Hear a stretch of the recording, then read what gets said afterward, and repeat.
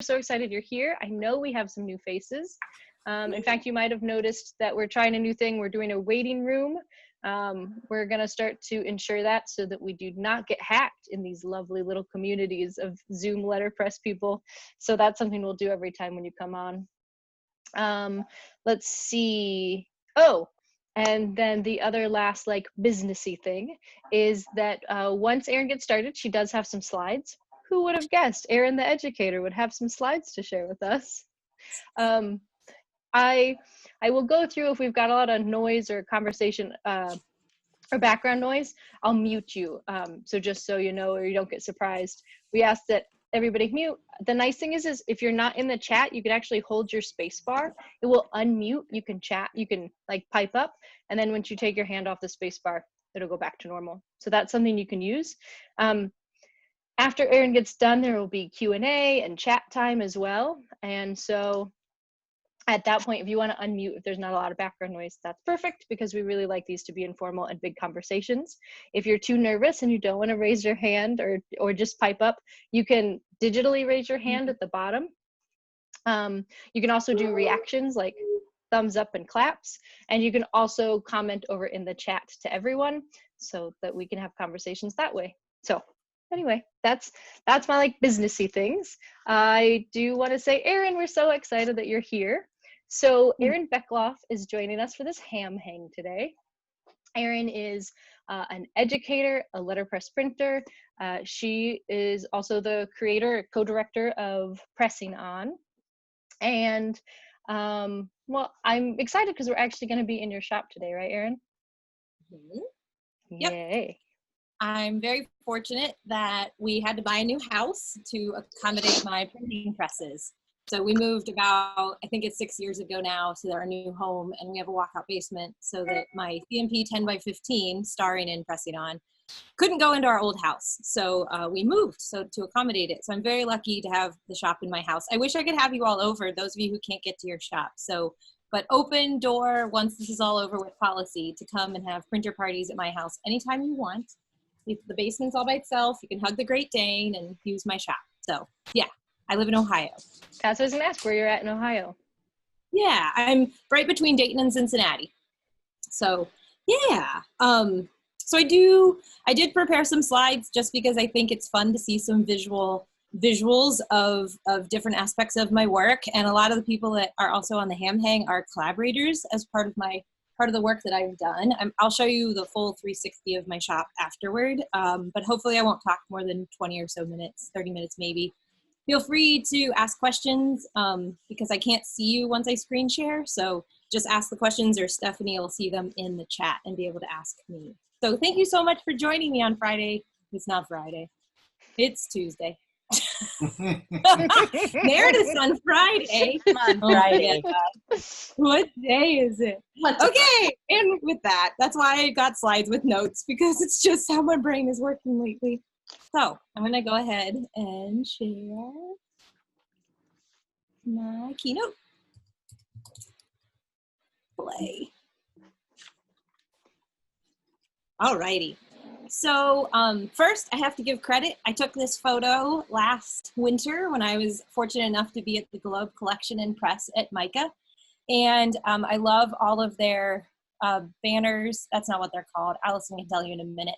But all of their beautiful blocks from all of their work. And I also love that this cabinet has that lovely Hamilton label. It just represents so many things that are important to me. And at the most important is community.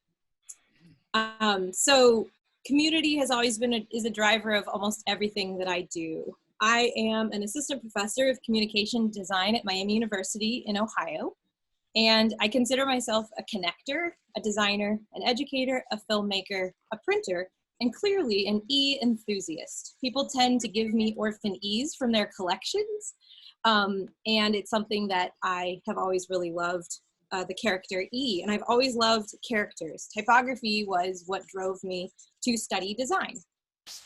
Characters are also people. And I found that as life went on, I became more and more interested in the people that are characters. And I love this poster Salini created for the Kickstarter for Pressing On. I think the colors are fantastic, but also letterpress printing is full of characters is just so true. It's so accurate. People inspire my research into the culture of the letterpress community. Within that community, I link together individuals, studios, and institutions, and I often also connect people with presses and equipment. What got me started was receiving my first printing press, which I'll show you shortly, a little Kelsey as a wedding gift from my in-laws, Jan and Bruce. I sought out and built a community. I wanted to learn how to be a printer, and I didn't have a mentor. I didn't get to study it in school, and so I looked for people that could help me, which led to me joining the Amalgamated Printers Association, or the APA. I love the APA because it's a community of unusual characters united by their love of letterpress printing. It was organized in 1958 and consists of both professional and amateur printers. In the front center of this photo, the guy with the mustache is Dave Churchman, and the guy back to back with him is Dave Pete, if you're familiar with these guys. So here's a more up-to-date version of the APA.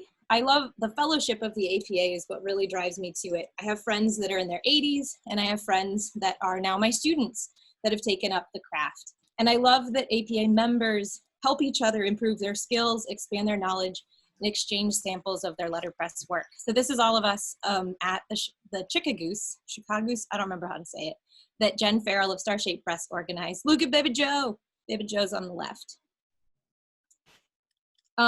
So this is a map that I started creating when I started grad school about 5.5 years ago. So I don't mean to look totally egotistical with myself in the center, but that was where I started the map. And I like to imagine these connections. I feel these threads of connection that unite our entire community. Majority of the letterpress printers I've met generously share their knowledge and support each other. I've adopted the philosophy that history is not linear. It's a web of connections between people through time. And this is the web that I've started building with our community. APA members are in blue. Yellow are actually Hamilton. Yeah, Hamilton's been instrumental to connecting me with so many printers and friends and supporters. And over on anyone that's outlined in orange is actually an educator. And on the right, where all those oranges are, that was actually my research trip to the UK last spring. I got to meet a lot of wonderful educators. It's a constantly growing map. So if you're not on there, I promise I'll add you soon. So for the APA, these are some samples of bundle pieces. To maintain an active membership, printers are required to produce 4 editions of 150 pieces per year. And then a fellow APA member, the mailer, who's Gerald and Steve are wonderful mailers right now, package all the pieces into monthly bundles that we receive in the mail. As a part of my MFA in graphic design at Vermont College of Fine Arts, I decided to visualize that map using elements, using pieces from the APA bundles. So I curated them and constructed a dimensional version of that nodal map so that people could experience being within the community. Each string represents one APA member, and there was a little tag, laser cut tag with their APA number on it. And so you could actually stand within it. And it was really, I think it helped people really experience what I feel as being a part of this wonderful, supportive, talented community. Oh my God, epic. Thank you. I always also think of our community in relation to a star cluster. So star clusters are gravitationally bound, which means that they will exist as a collection orbiting each other forever. That permanent orbit feels extremely appropriate in describing and visualizing the letterpress printing community's expansiveness through time. And this image by NASA inspired my print that I call Star Cluster. It's about 10 by 10, so that's mostly metal, some larger wood type circles, more wood type circles. Letterpress brings together unexpected groups of people spanning long distances and generations. This print represents those invisible threads that tie together the letterpress community and our interwoven journey using hand-set metal and wood type. So the type, presses, equipment, tools, and ephemera of letterpress hold our stories. They, inspired by the community of printers that preserve letterpress printing, over 5 years ago, I began a project that was to become Pressing On, the letterpress film.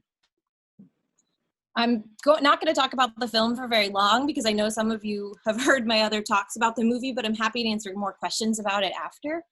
These are my partners, most of them. These were some of my Favorite moments, just little moments that were interesting to me. We conducted 18 interviews all over the Midwest US. And I loved that the very first day on the top left, the very first day that we went to scout the location at Dave Churchman's shop, he had all of my partners printing on his Pearl. So that's Andrew Quinn, my co-director and writer and editor. On the top right, you can see Kevin Grazioli, my producer.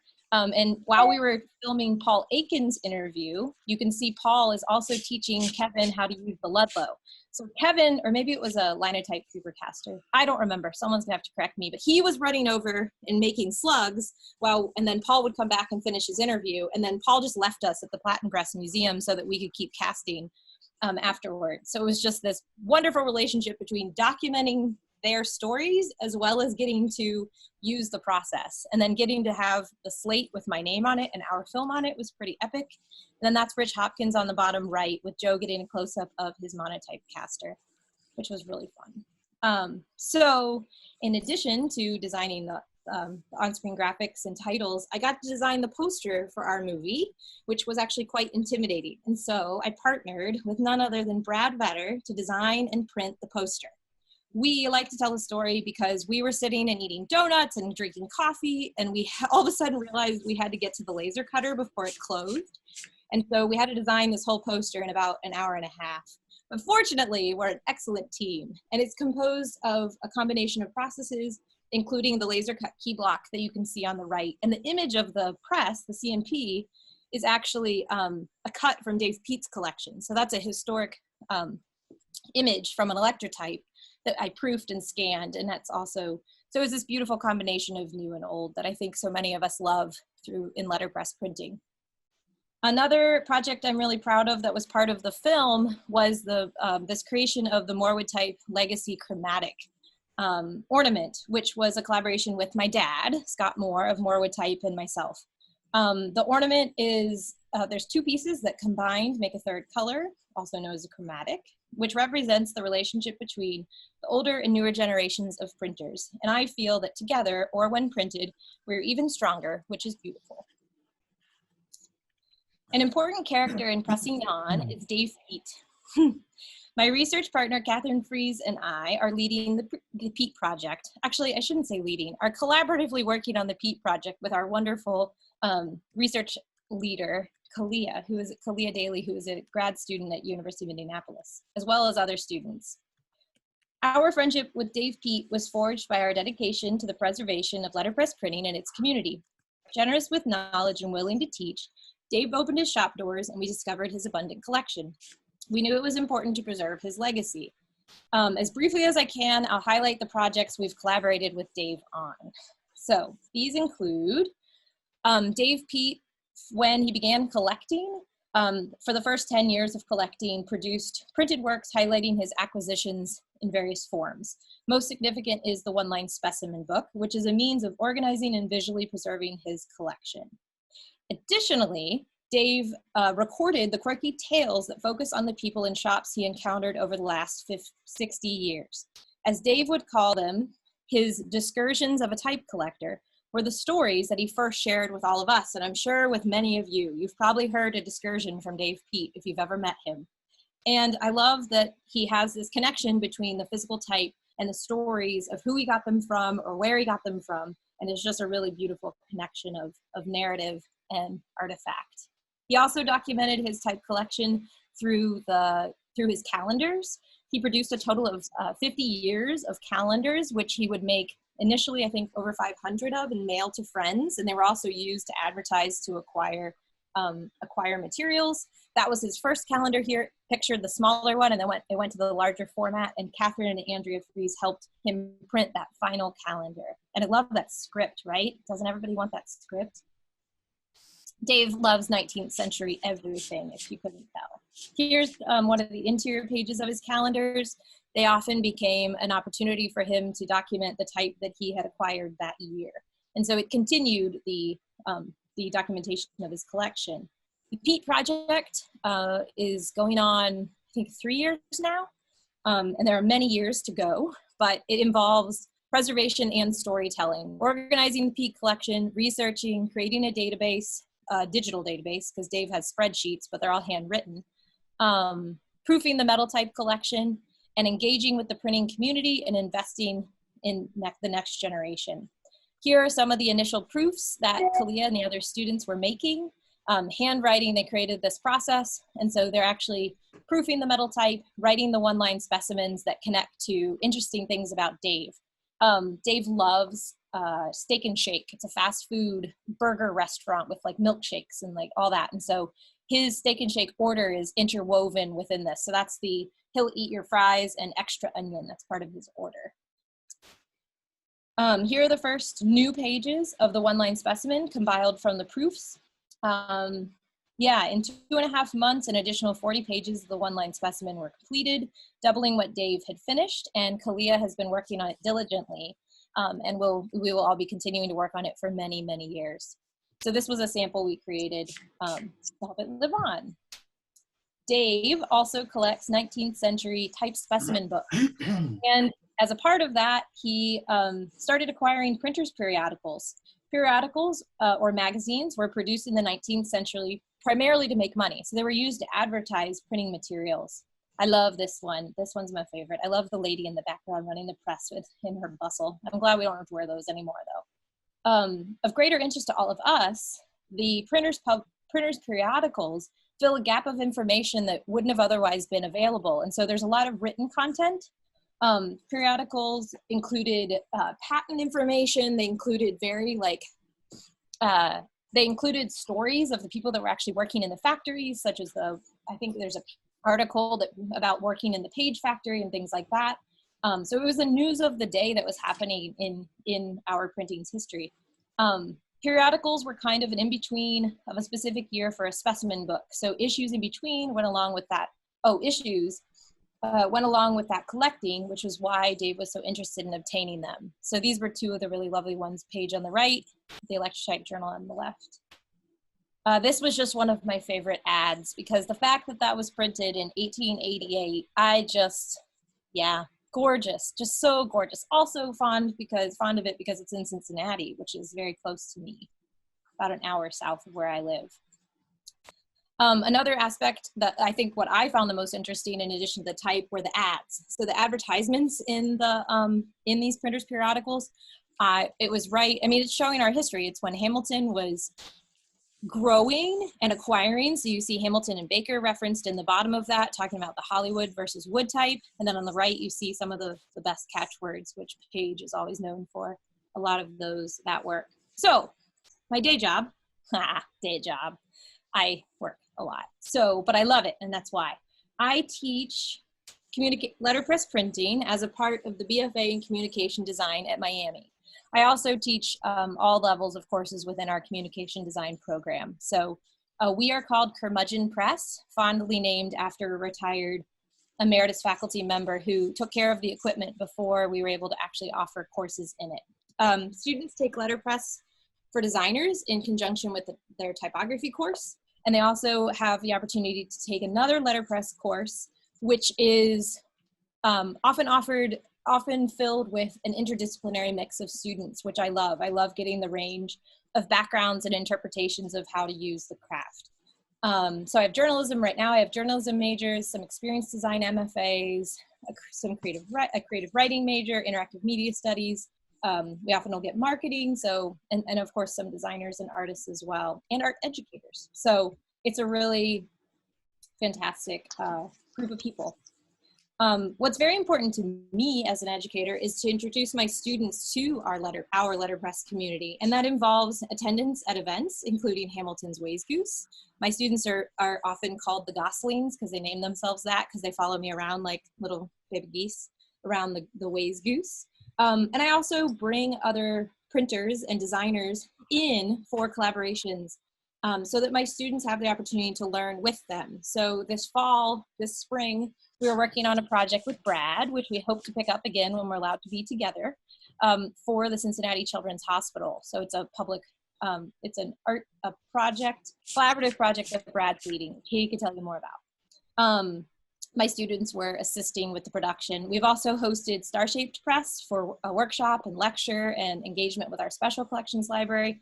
David Wolski, Tom Walker was actually teaching the letterpress class beginning of the semester, among others. We've had the fortune of them visiting. And another facet of my work more recently has been establishing a community for the letterpress educators. In 2018, we held a small symposium at Hamilton Wood Type and Printing Museum. You can see some of the participants sharing their work. The project that Tom's showing on the top left actually led to him developing a project that was taught at Miami and continues to be. Amelia's using the wonderful show card presses to make a commemorative symposium poster. Martha's exploring the beautiful blocks at Hamilton, and then there we are all sharing our ideas. Everyone was able to present because it was so small, and it was exceptionally successful. So last summer, we had a bit larger symposium with international attendees at Globe Collection and Press at MICA. Allison Fisher and I partnered to plan that event, and it was wildly successful. I don't think everybody is in this picture, but it was a really great group of people. And now with our shift to remote teaching, I've created a shared drive and have been hosting meetings with letterpress educators over the last 6 weeks.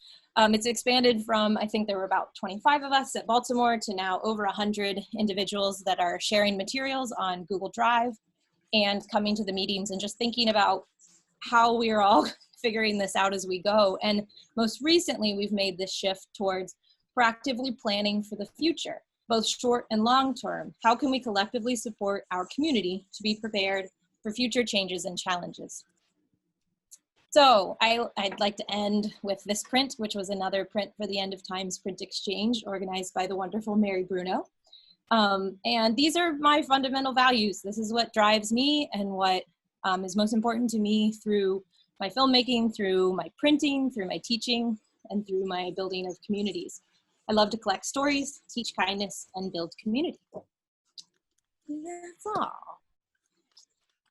I don't know how to stop. That was delightful. Thank you, Erin. Thank you. Thank you. So that wasn't so bad. Only 25 minutes.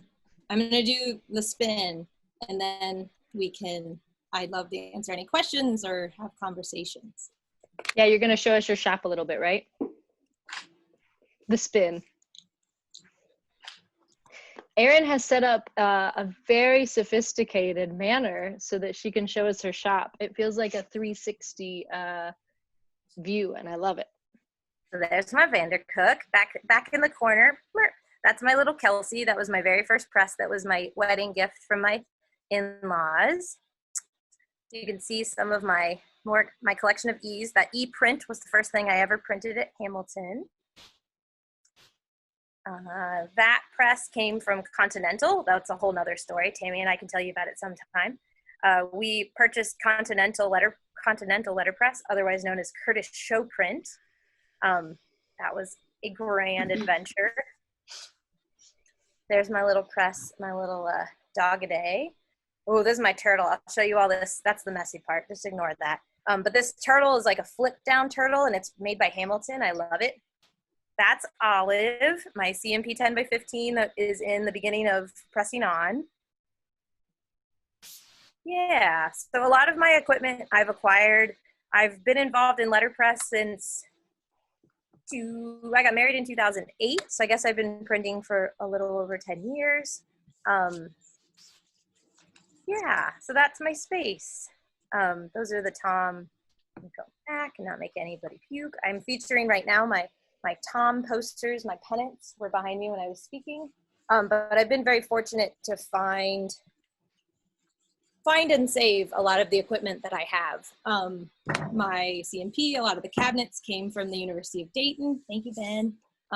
When they were getting rid of their shop, they're actually now getting ready to build a shop for their school, and I'm getting to help Misty with that. She's the professor leading that endeavor.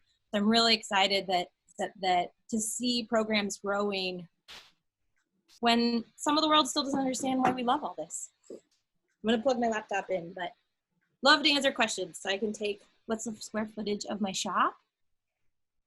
Dad? What? Scott, what do you got? Square footage of my shop. I'll look it up. I know what it is.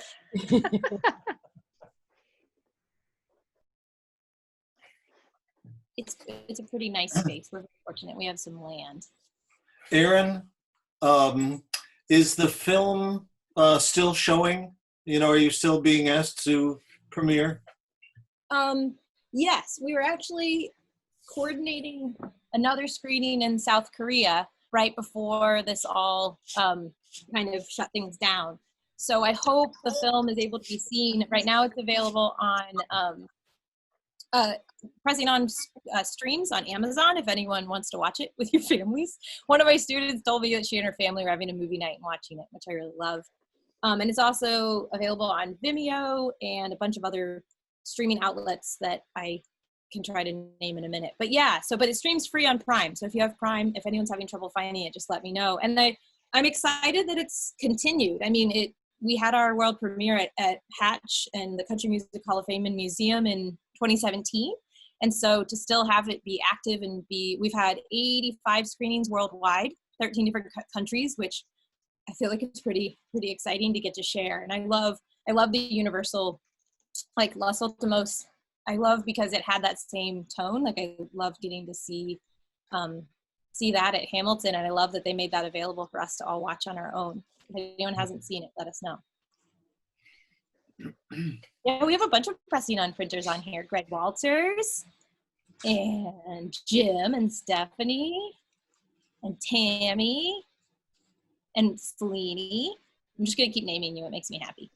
Yeah, lots of pressing on printers. Who wore their t-shirt? Jane has her t-shirt. Catherine has on her t-shirt. Yeah, Ben has on his t-shirt. Woo! Sorry, we had to close the store. I wanted to make all the t-shirts, but we weren't running it. There's Jim Sheridan. He's in pressing on.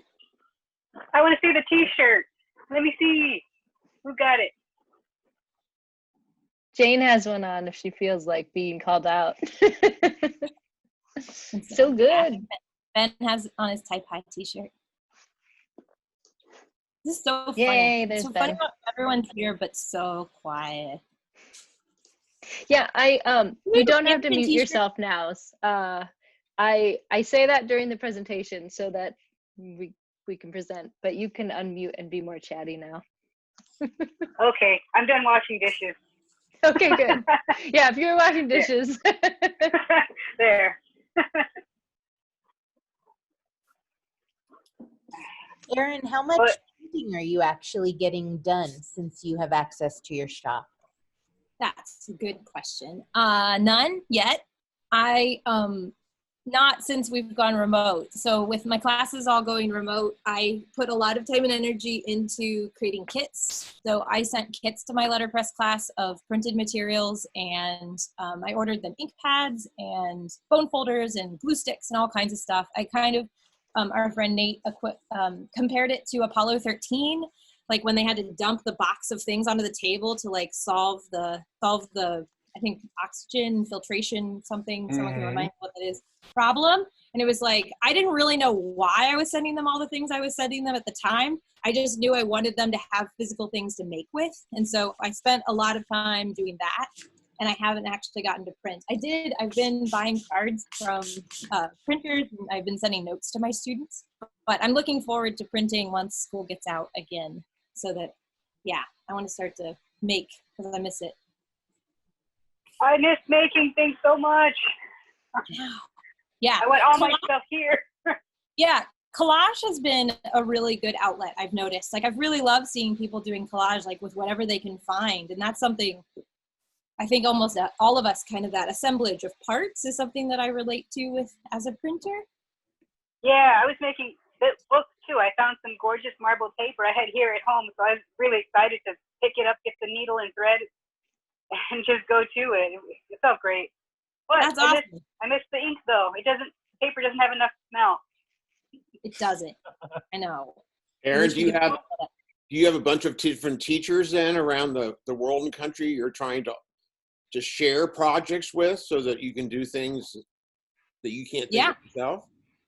Yeah, that's been really big for me, has been trying to keep when I made my letterpress, when I transitioned my letterpress to distance learning, it was really important to me to connect the students to the community. So my students conducted interviews with APA members and wrote articles about them, and are currently producing prints inspired by the printers, which they're supposed to be emailing the printers when they're done, hopefully. Yeah, so I'm trying to connect them in that way. And then I also have had some visiting designers, printed by Alan from Cardiff, did a stamping activity with us, which was really wonderful. And then Gingerly Press did an activity with my class last week. In a lot of ways, I've tried to help them remember that they're not alone and that none of us are, and that we are all connected as a community. So that's been really important to me. It's so funny. I was looking through my old flat file, and when I first started printing, I decided to design these postcards, busy person's correspondence cards. I think I made them for Meredith's event. I might have had them, yeah. And which was so epic. It was the first time I was ever like in an exhibition, and someone bought my print, and I hugged them, and they really didn't want to hug me, but I hugged them anyway. I still have some more of those, Erin. Just a couple. So you can like fill them in. The only bad thing is it's like I spend my time working. That's what I would mark, not motoring or boating. But they were fun because they were supposed to like help people connect. It was like the only type I had at the time, and I was just playing with color. So has anybody else who's been able to have you been able to print? Anybody? Printing some? Anybody making books? Making books a little? Yeah? Maybe? Selling stuff on eBay? Greg. I was wondering how many people buying stuff on eBay? Cool. Is anybody using the L letterpresses? I've been considering going to that side just to be able to get some in, but is that a popular thing? I saw another machine that was not the L letterpress, but did letterpress. What is Any it? input on that? I don't know what that is. The L letterpress? It's a little scrapbooker machine, and you can crank little plates through. Boxcar supplies the right height. The KF-152 plates will fit in the L letterpress, so people could do their own customized scrapbook type print letterpress work. So I don't know. I've seen it online, but I never saw one in person. Well, I've seen them now. You know, we've done the demo of those, of course, through Boxcar.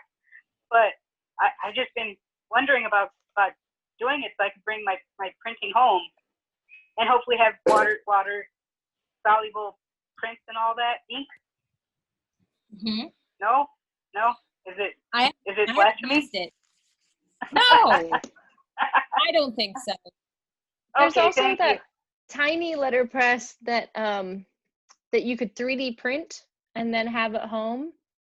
Sally, one of our the Open Breast Project. Sally printed some, and so I know I have one, and a couple of our volunteers have them, but I haven't gotten that out either. It's a perfect time for it. Like a tiny little hand press? Mm-hmm. Like that? Super tiny. Oh, is it the one that's like hundreds of dollars though? You printed on a 3D printer. Do you have one, Erin? No. Okay. I have other things. I don't either. If you have access to a makerspace with a 3D Mine's printer, out in the garage. Well, I can go grab it and show you. Oh, you don't have to leave subs. Cool. I'll put a link. Okay, yeah, because they're really, really fun. No, I was gonna share, if anyone's in Taiwan, my a grad student of mine took my typography class, and she got me this press from Taiwan. And so it has this little, I'll have to find the link to the company, but it has a little tiny place for a chase and a little tiny method for wedges like coins. And then you set the type into the frame. And then, yeah, it's pretty sweet. I just can't read the website. So Yvonne generously gave it to me as a gift. And it has a little storage place inside. Sorry, you can't see me. So this has writing on it, but you have the little card just clips into the edge there. And then it's kind of like an old credit card. So the roller's in there. So you would use an ink pad, like a stamp pad, onto the type. and then you just go like this, and it makes the impression, and then it pops out your card. Okay, I need one.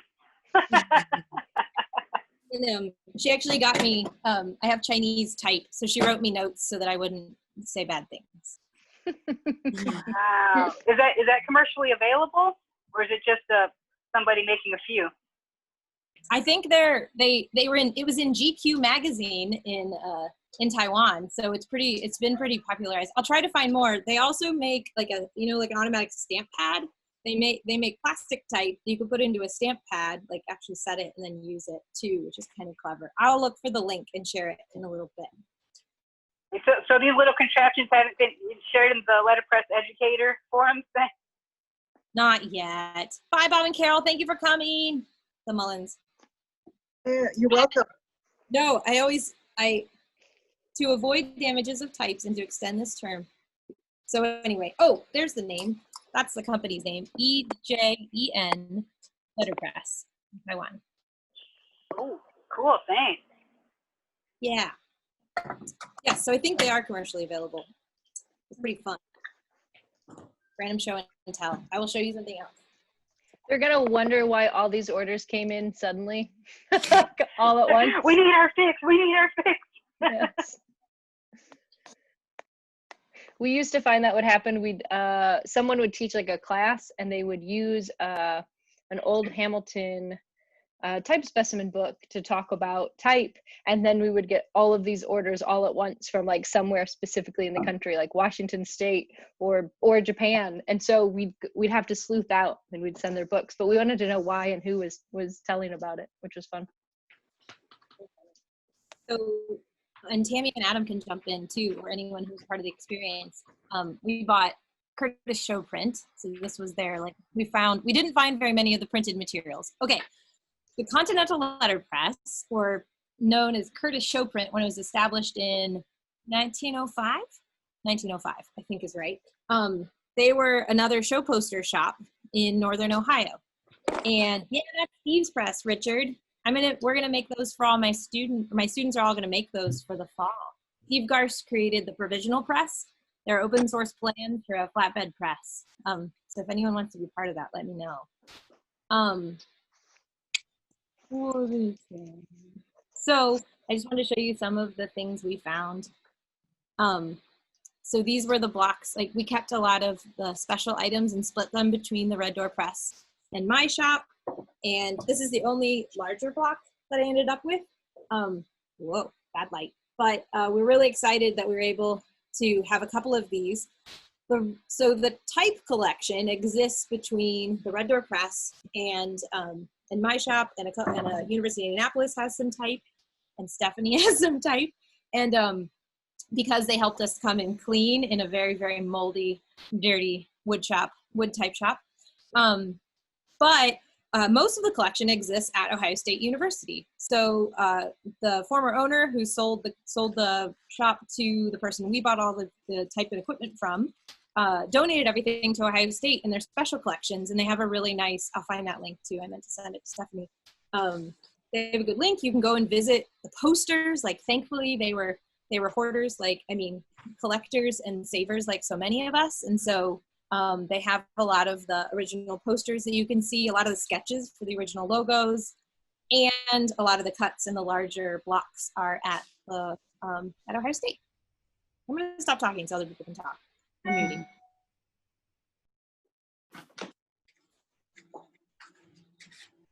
Do you have any wood type, Erin? Jared burned it all because it's warm. Sad. I think you probably need more, Erin. I don't think you have enough wood type yet. I don't. So these are all cases of more wood type, and I have half a case of virgin wood type.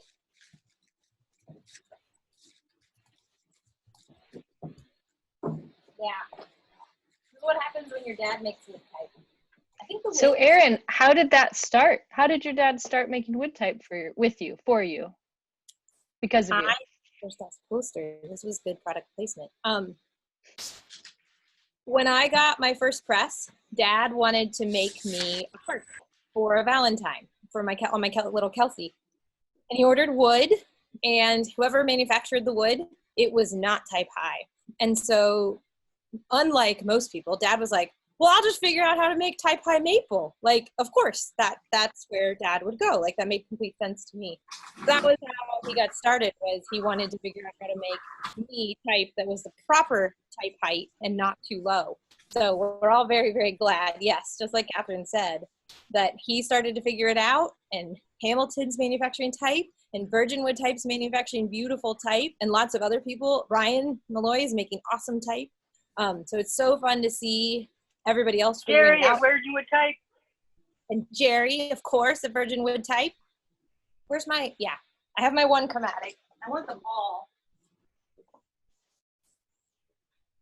I have my chromatic E's from Virgin.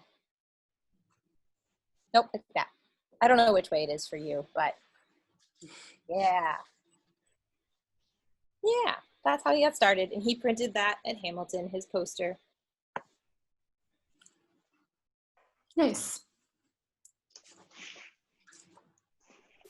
Yeah, you were. Selene just said she was there on her first trip to Hamilton. You're right. I forgot. That's awesome. See, Hamilton brings us all together. The Hamilton Ways Goose events. Thank you. Tammy shared the Curtis Show print collection, so you can go and look at that. So if you come to Ohio to print at my shop, we can also go to Ohio State and visit the Curtis Show print posters. Yeah. I think I also met you at that same Ways Goose, right? That was your first time at Hamilton?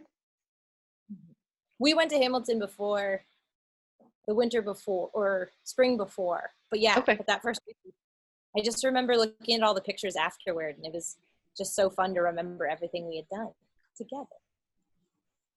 Well, you also forget who you've seen until afterwards, and you look at the photos. That's very true.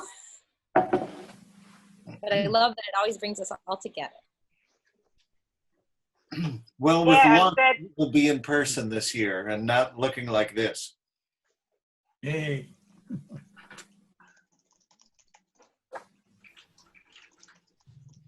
Hey, Erin, it's Ashley. I just have a question.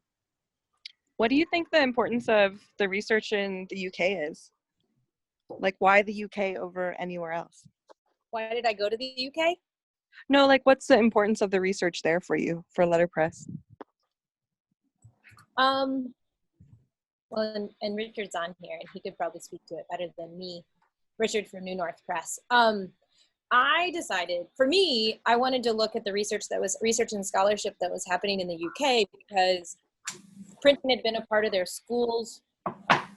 Well, I perceived that printing had been a part of their schools for longer.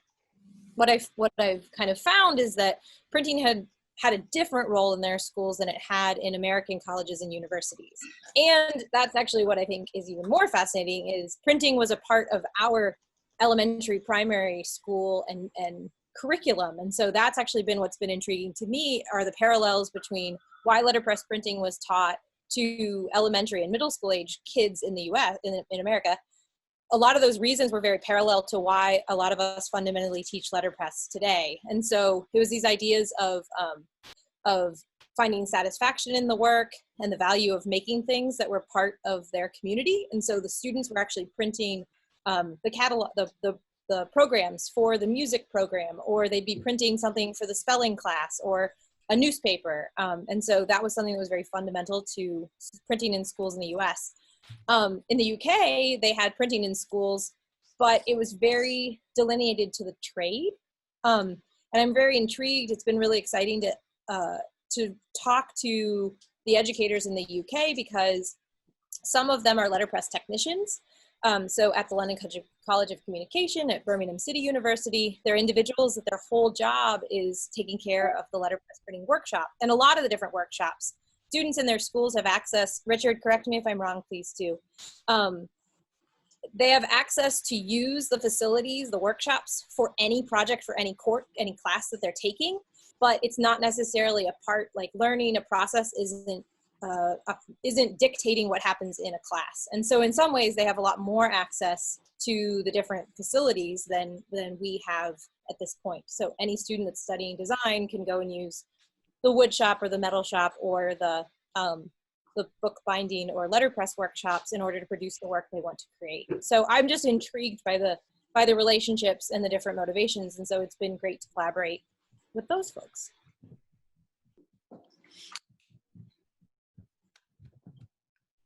Richard, will you tell them about the show? I can do. To be completely honest, we're still holding our breath with that because no one really knows what's going to happen. I feel like I'm stealing your spotlight though, Erin. No. Please go ahead. I'll introduce you and then it'll feel like I'm passing it off. So wait, and I'm going to mispronounce your last name, so you have to say it. This is Richard of the New North Press. New North Press was very significant to me because they had the Reverting to Type show 10 years ago, and it was one of the first times I saw our international community being together. And now they're organizing the Reverting to Type 2 exhibition. So yes, and if you want to talk about anything, I'm just glad you're here. It's nice to see you. Thanks. I'm just going to say that I honestly didn't come on here to plug anything. I was just going to sit in the background and listen. So I'm very unprepared. But hello, everyone. Yeah, we had a plan to mark the 10-year anniversary of our first show, which Ellen just mentioned, Reverting to Type 2. And we were realizing that the scale of it would be far, far bigger than what we managed to do with the first one. Last time, I think we had 20 presses plus a few colleges. And we really tried to connect with as many people as we could find around the world. We had some guys from America, Brad, and some others, people in Australia, a couple from South America. Anyway, 20 presses this time around was looking more like it was going to be about 200 presses. And we began to kind of get a bit nervous about it and feel like we should have more of a plan. So the theme we are going for is protest posters. I don't know if anyone can remember the world more than about 6 weeks ago, but there were quite a lot of big issues it felt like were worth shouting about: political, environmental, all sorts of things. And we just wanted to try and galvanize that and try and get a real mixture of voices. So the plan has been, fingers crossed still is, to have this show in July in London, possibly taking it elsewhere, but that's another thing hanging in the air. And really it's an open call for anyone who wants to send work on any theme to do with protest artwork. We've got people that we would love to be in the show, and really we want that message to spread as far and wide as it can go. So that's it. Thank you. And we're looking at making a call on whether we should and can actually go through with it in the next couple of weeks. So excuse my slightly tentative description, but I'll try and find a link to it to put in the chat in case anyone wants to find out more about it. But yeah, that's it. Thanks. Well, and if you come over, we'll hang the show. Yeah, I didn't want to say that in front of everyone, Jim, but we've had a conversation or two. Yeah. Sorry. We put the links in so people can still participate. It will happen. It's just great. a matter of when it will happen. Way ahead of me. Yeah, I mean, it's not like it would be cancelled, it would be postponed and whatever. It just makes you realize how much things change, right? Everyone's priorities have just, you know, fluxed. Everything is out. And I don't even know whether people would be, you know, if someone could press the magic button and say everything's fine now, would our headspace all be ready to do a show like that? I don't know. So we have to figure a few things out and see what happens. All right.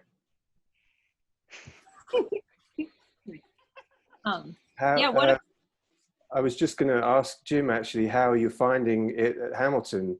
What's going on? Is it complete lockdown there, or are you managing to still get stuff done? Because you run so many educational things as well, right? We do, and all of those have stopped. Really, the biggest thing we're doing from an education standpoint is this series that Steph has been running. I'm the lucky one because the nature of my work is such that I'm in there a good 4 days a week. So I'm getting to print, but you know, otherwise I'm basically alone when I'm there. So there's not much going on, you know. Yeah, I mean, I can identify with that obviously on a far smaller scale. The building that our press is in is locked down. We can meet people at the door to hand something over, but really we're trying to stop doing that as well. All of the monthly classes we had on and workshops planned in the run up to this show have all just been paused because they have to. And I guess that's the same for several other people here, right? Absolutely. Mm-hmm. I Yeah, mean, right now. Our business model, if you call it that, is that the workshops we teach cover our costs. So there's the other worry that the bills are still coming in, but the money we're earning to cover those costs isn't. So it's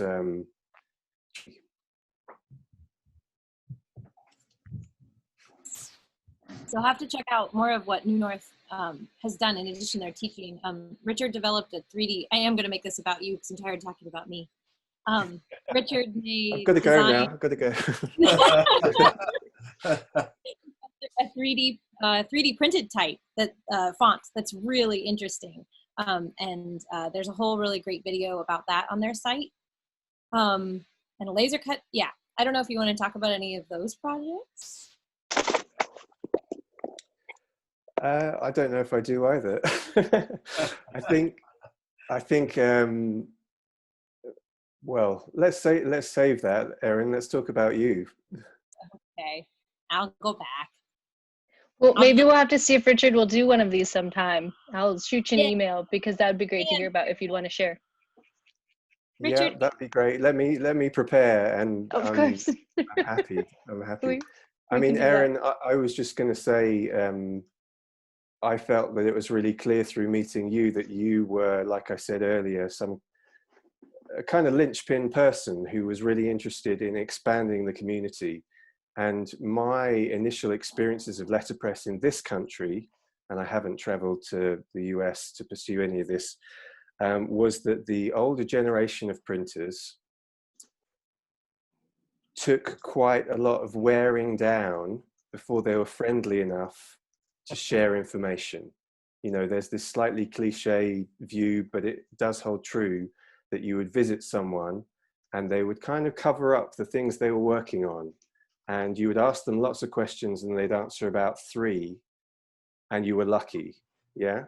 So to meet you and the younger generation of printers predominantly, but also people outside of that who hated that as well, is a really rewarding thing. And for me, that's kind of what's galvanizing the community and moving it somewhere else and keeping it alive. So there's my spotlight shift back onto you with a nice big compliment rolled in. thank you. Immensely appreciate it. I was going to share someone else's work. I'm creating a survey of the institutions, academic institutions in the US that have letterpress workshops. So if anybody knows anybody, please let me know. And I'm so glad Belinda reached out. She wants to join our letterpress educators group. So please give my info to anybody who might want access to the shared drive or be a part of the conversations. I was going to look, Rose Gridneff and Alex Cooper are doing have already documented all of the letterpress workshops in schools in the UK and Ireland. So I was going to look for they are the, oh my gosh, come on, brain. Help me, somebody. What's their project called? I'm completely blanking. Was it 6 by? It's something by something.